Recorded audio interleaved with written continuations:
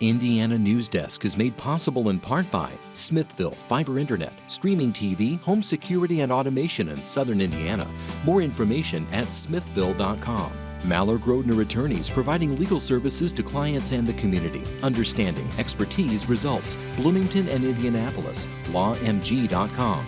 IU Alumni Association, connecting IU's network of alumni and sharing the Indiana spirit through scholarships, advocacy, and volunteerism. alumni.iu.edu.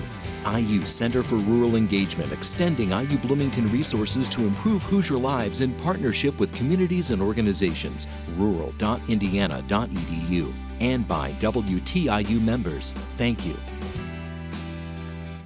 Coming up on Indiana Newsdesk. Monroe County and Indiana University reimposed indoor mask mandates this week as the number of positive COVID-19 cases across the nation continues to rise. The virus is spreading among all ages, and we have a large number of the community still susceptible because they are unvaccinated. The new mandate applies to the unvaccinated and the vaccinated. Black activist Vaughx Booker vows to fight charges stemming from what he says was an attempted lynching last July 4th at Lake Monroe. I don't care if she wants to drag me back to the hanging tree herself.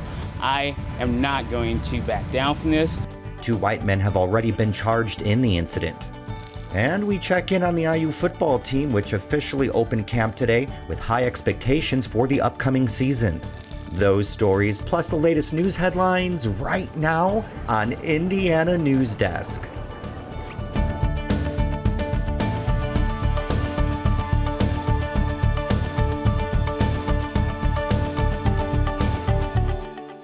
Welcome to Indiana Newsdesk. I'm Joe Wren. State health officials are pointing to the Delta variant as the main driver of Indiana's recent climb in new COVID-19 cases and hospitalizations. The Delta variant now accounts for more than 80% of sampled positive cases in Indiana. The state reported 2,058 new positive cases today, the most since early April. And the number of persons hospitalized in the state topped 1,000 today for the first time since mid-February. State health officials continue to encourage Hoosiers to get vaccinated, but they don't want to enact new statewide restrictions like we've had in the past. But some counties are choosing to enact new health orders. As Ethan Burks reports, the Monroe County Board of Commissioners officially reinstated a local mask mandate this week. Surging COVID-19 cases, stagnant vaccination rates, and the spread of the easily transmissible Delta variant all contributed to the county's decision to again mandate masks. When we removed the health regulations earlier this summer, vaccinations were rising, cases were dropping, and we fully expected that to continue. Unfortunately, it has not. Over the last few weeks, the county has gone from a blue advisory on the state's COVID-19 dashboard to yellow to now on the border of becoming orange. This is what the CDC defines as a substantial risk for community spread. The virus is spreading among all ages, and we have a large number of the community still susceptible because they are unvaccinated. 57% of the county's eligible population is fully vaccinated against the virus. Caudill says that number's not high enough, especially given the prominence of the new Delta variant. The Indiana Department of Health reports nearly 90% of all COVID test samples within the last month contain the Delta variant. The CDC considers this type of coronavirus to be as contagious as the chickenpox. Despite this scientific discovery, state officials still contend they will not reimpose any COVID-19 restrictions. We are really trying to allow and have heard clearly from our local elected officials and from our schools that they want to make these decisions locally, that it's important to them to be able to make the decisions. And so, we are giving strong recommendations, strong guidance, and giving the science behind those strong recommendations and guidance. Dr. Bach says the science shows everyone should get vaccinated as quickly as possible, and that's something local health experts have been emphasizing for months. Delta is more easily transmitted, but doesn't really provide any greater danger to those who are vaccinated. It is not as if it's increasing hospitalizations or making things really bad for those who are vaccinated. In extremely rare instances, fully vaccinated individuals have been hospitalized with breakthrough cases. but the data indicates it very unusual. Across the state of Indiana to date, only 132 fully vaccinated people have been hospitalized, which is 0.005% of fully vaccinated people. That's why Indiana University is requiring all students, staff, and faculty to be fully vaccinated before the fall semester begins. And the university announced this week it's also following the county's lead in requiring masks indoors. It's perfectly fine to take your mask off when you're outdoors, but inside any IU campus buildings, you must put on a mask again, even if you're fully vaccinated. Dr. Carroll says he expects IU will still have in-person classes, full dormitory capacity, and live sporting events with fans in the stands this fall. He maintains that the vaccine requirement actually makes the Bloomington campus one of the safest places in the whole state. Your chance of catching COVID from an IU constituent is lower than almost anywhere else you'll go. Supermarket, restaurant, bar, anything else that you might do, because most of us are vaccinated. The county has set a rough estimate for the mandate to end sometime around the end of September. That's when health officials will meet again to examine the local data. I expect it will take several weeks, and everyone following recommendations and following regulations in order to get out of this and to do it quickly. For Indiana Newsdesk, I'm Ethan Burks. Both the county and IU will not place any additional restrictions such as gathering size limits or required 6 feet of distance between individuals indoors. Well, K through 12 students went back to school this week in Monroe County, and under a new MCCSC policy, all students, staff, and visitors have to wear masks regardless of their vaccination status. As Holden Abshir reports, parents are divided over the mandate. It's been a year and a half since some students have been inside a classroom. Jake Loudenbarger has a first grader at Rogers Elementary.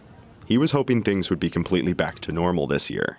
I'm probably more bummed about it than the kids are. He doesn't really know any different. And I think the teachers are really trying their best with it. Loudenbarger says his son has only experienced school during the pandemic. Still, he is not worried about COVID-19 transmitting inside elementary school classrooms. Other parents say masking up is essential for classes like 6th grade, where there are 11-year-olds and 12-year-olds together. In this case, vaccinations are available for people 12 years and older. I would like them to be, because most of them aren't. Yeah, he's in elementary school. They're not even eligible yet. In Monroe County, just under 76,000 people are fully vaccinated against COVID-19. 12 to 15-year-olds make up about 2,350 of them. I think it's absolutely necessary, taking any precaution, especially as the kids aren't vaccinated, and we definitely don't have this under control yet. So we're thrilled with the decision. Other parents are indifferent about masks. They're just grateful their kids are returning to in-person school. I'm grateful that they're in school, that even with masks or without them, that they're at least able to interact with each other and spend time with each other and learn. Learning online is hard, even for adults sometimes. For Indiana Newsdesk, I'm Holden Abshir. MCCSC said it will continue to monitor metrics throughout the school year to determine necessary changes. Well, we're joined now by Dr. Tom Hersmalis, a specialist in infectious diseases with IU Health. Hello, doctor. Welcome once again. The number, obviously, COVID-19 hospitalizations across the nation tripled the past month. Is IU Health seeing that kind of increase, and how bad do you expect this will be? Yes, we have seen a significant increase. Our hospitalizations are probably double what they were just a few weeks ago. And so we're concerned about that increasing number. I think Monroe County was reporting about 57 cases per 100,000 last week, up to 97 per 100,000 this week. And I would expect that number will continue to double on a weekly basis for the next few weeks. How concerned should we be for children under the age of 12 who still can't be vaccinated, but now returning back to school? Certainly a concern. Fortunately, kids in general have mild illness, but kids are part of the community. And they interact with adults, they interact with grandparents, they interact with teachers. And so protecting them and protecting the people that they have contact with is important. The indoor mask mandates that we just reported on, how beneficial will that be now that they've been reimposed? The concern from the CDC was about these breakthrough cases in vaccinated individuals in particular, and that's why the mask mandate was for both vaccinated and unvaccinated individuals. Although the incidence of symptomatic infection in vaccinated individuals, as you reported, is very low, well less than 1%, we don't know whether vaccinated individuals may become infected asymptomatically, carry that and spread that. And so a vaccine mandate to prevent spread from anyone makes sense. Locally, they also weighed the fact that the hospitalizations have doubled, kids are going back to school. There's a large percentage of people in the community that are unvaccinated, and businesses and establishments and restaurants, they don't know who's been vaccinated and who hasn't. And so that's why that recommendation came about. Okay, Doctor, we're out of time. Again, thank you so much. You bet. Well, with the 7 line nearing completion and 1 traffic lane removed from State Road 46 last summer, the city limits desk received a question about whether Bloomington plans to license or tax bicyclists. Holden Abshire has the report. There are 234 miles of streets in Bloomington, and city planners say they will continue to chip away at them to boost safe, multimodal access for bicyclists and pedestrians. Our whole focus is what I would call a compact urban form, which means a livable form, livable, walkable, bikeable form, where you do not have to use an automobile. Martin says one success story is the State Road 46 resurface project from Clariz Boulevard to State Road 446. City engineers suggested removing 1 traffic lane and adding bike lanes after the Indiana Department of Transportation surveyed the corridor in 2018. Narrowing the travel lanes, adding a continuous left turn lane for vehicles that are doing all of the driveway cuts in that area. And then by adding the bicycle lanes, they've increased safety significantly. Increased safety is not the city's only goal. Its aim is much higher. Vision Zero is the idea that no one should die in traffic crashes and that there should be no serious injuries from our transportation system. One strategy is actually to increase the use of other transportation modes and to reduce the share of driving in a community. So the fewer motor vehicles moving around, you're going to reduce the probability of crashes. Rosenbarger says about 2/3 of the population do not feel safe biking anywhere except dedicated and protected multimodal corridors, such as the B line or upcoming 7 line from downtown to the IU campus. The B line is wonderful, but think of it as a spine, and we need connections off of that to help people connect as a network throughout the community. For Indiana Newsdesk, I'm Holden Abshire. Coming up next on Indiana Newsdesk. Black activist Vaughx Booker vows to fight criminal charges for his role in what he says was a racially motivated attack last July 4th. And the Indiana football team opens fall practice with high expectations after a successful 2020 season. These stories and more right here on Indiana Newsdesk. Stay close to Indiana Newsdesk as we trace education issues all the way from the Capitol to your child's classroom. So many topics that arise each year in the State House affect what happens every day in the schoolhouse. The WTIU News Team is committed to helping you stay up to date with the issues that affect your family's future. Keep yourself informed. Tune in to Indiana Newsdesk, your source for regional and state in-depth news.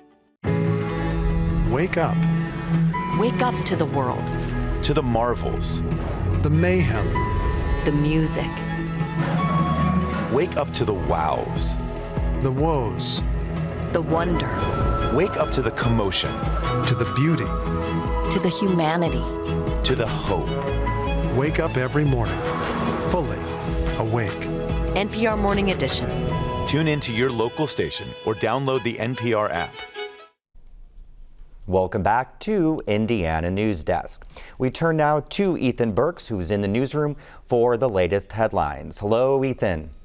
Hello, and thank you, Joe.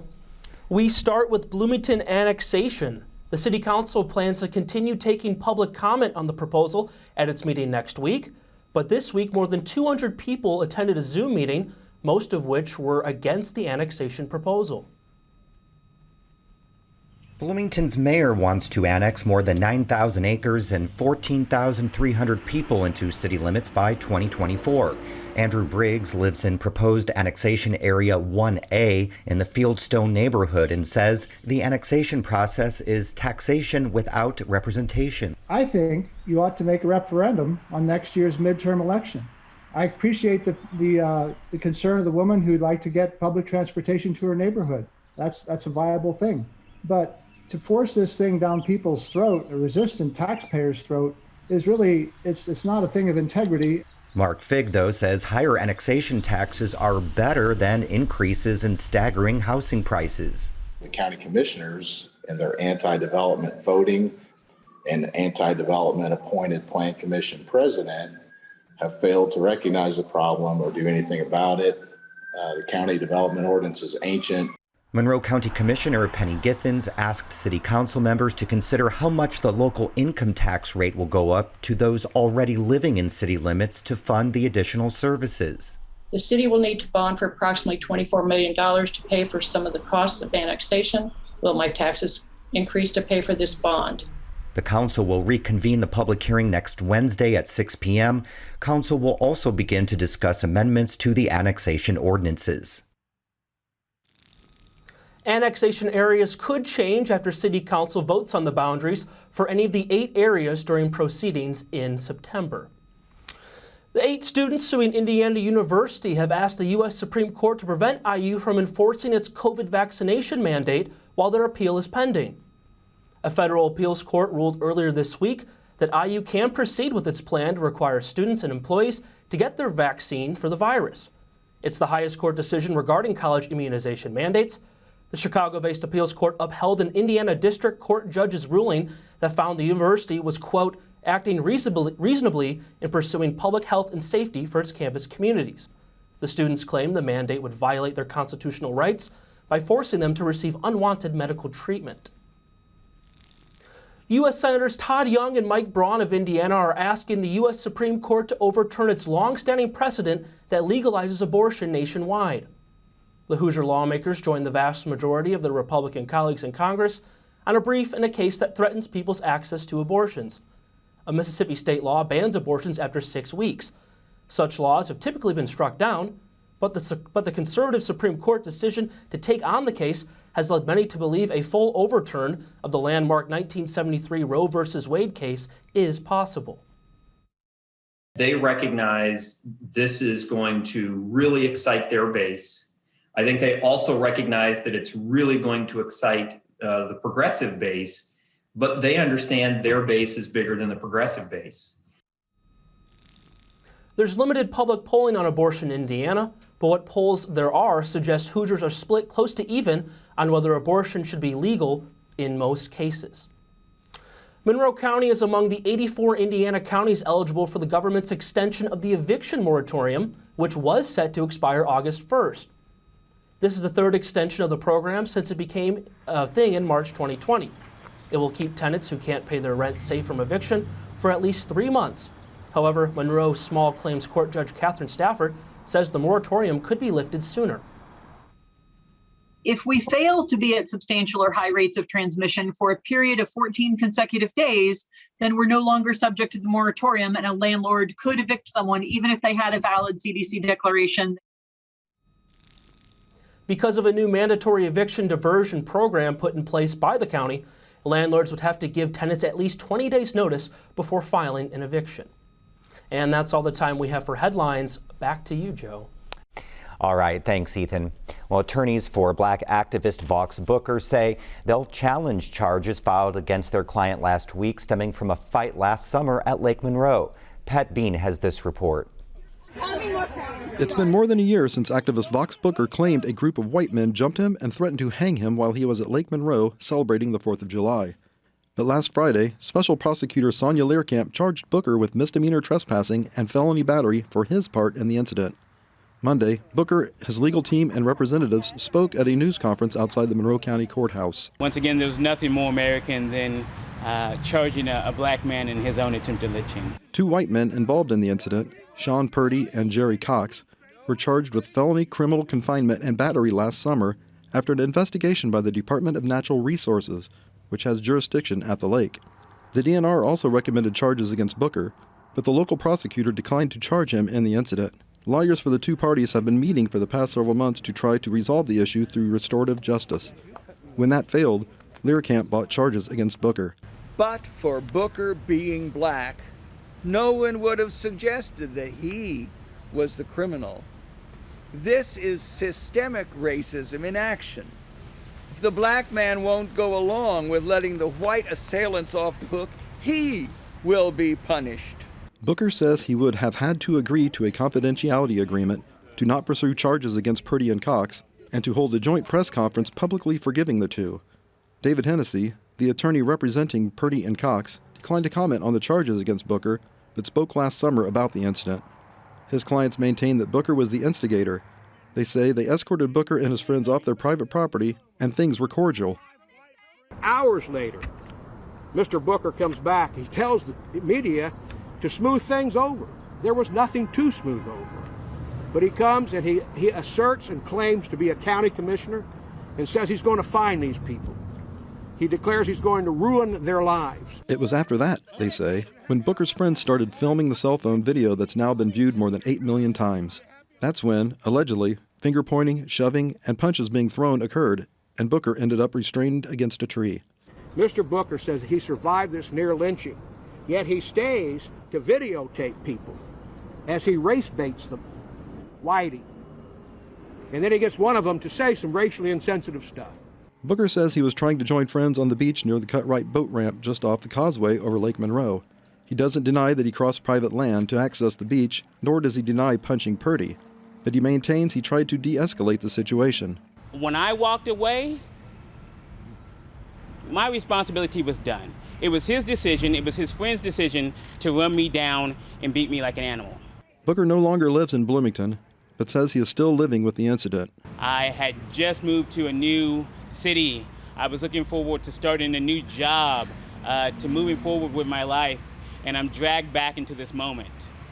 For some folks, it was a year ago. For me, it's happened every day. For Indiana Newsdesk, I'm Pat Bean. Booker's lawyer filed a motion Thursday requesting a new judge in the case, and today, Purdy's lawyer filed a motion to dismiss the case. Fall camp is underway for IU football as the team heads into a new season with high expectations. Last year, the Hoosiers tied a record for Big Ten wins and hopes to build on that momentum. The 2020 pandemic-shortened college football season turned out to be one of IU's best in program history. 6 Big Ten wins and a berth in a New Year's Day bowl game. Not to mention cracking the top 10 in the national rankings for the first time since 1969. But those accomplishments don't satisfy head coach Tom Allen. He wants to use it as fuel to go even farther. We finished second in the Big Ten East last year, and our goal is to play in the Big Ten championship game and win the game. Much of the team's success will fall on quarterback Michael Penix Jr.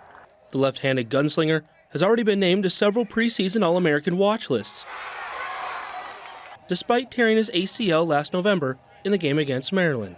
You know, I got a great support system. You know, this whole team, they all picked me up, you know, in those hard times, you know, so they just kept me level-headed and kept me positive, you know, and when I'm in the training room, you know, we got great trainers, you know, here that's helping me out, so they give me a lot of confidence every day. Allen says his QB is on schedule to start the season opener in 4 weeks. Anytime it's a lower leg injury or lower body injury, you're always talking about, can they accelerate, can they slow down, can they move the way they need to move, and so those are all cyclical. You go through and you have a progression that you're looking for. Joining Penix back on the field this season is the reigning Big Ten Wide Receiver of the Year, Ty Freifogel. After testing the NFL draft waters, he decided to return for his senior season. He felt like he had unfinished business, and you can definitely see that in him when he works out every day. You know, this all off season, you know, he's been working extremely hard, you know, trying to make sure that he stays strong and just perfect his craft. But Penix and Freifogel are not the only ones gaining national attention. A total of 10 Hoosiers are on preseason watch lists and considered some of the most talented at their positions this year in college football. Allen says this is one of his best-looking teams heading into fall camp. Do we have talent? Yes, we have talent. Do we have a lot of good players? Yes, I believe we have a lot of good football players. And I love our coaching staff. But how well this 2021 team meshes together, the chemistry that we create, how hard we play for each other, with each other. The Hoosiers will get their first opportunity to showcase the culmination of their hard work during the season opener, September 4th, on the road against the Iowa Hawkeyes. For Indiana Newsdesk, I'm Ethan Burks. And the Tokyo Olympic Games wrap up this weekend. It was a successful one for current and former Indiana University athletes. Hoosiers collected 11 total medals at the Games. King earned 2 silvers and a bronze swimming the breaststroke. Jessica Parado earned silver in synchronized in 3-meter synchronized diving. That's the end of this program, but our work continues online as we cover the news throughout the week at WTIUnews.org. Have a great weekend. Indiana Newsdesk is made possible in part by Smithville Fiber Internet, streaming TV, home security and automation in Southern Indiana. More information at smithville.com. Mallard Grodner Attorneys, providing legal services to clients and the community. Understanding, expertise, results. Bloomington and Indianapolis. LawMG.com. IU Alumni Association, connecting IU's network of alumni and sharing the Indiana spirit through scholarships, advocacy, and volunteerism. Alumni.iu.edu.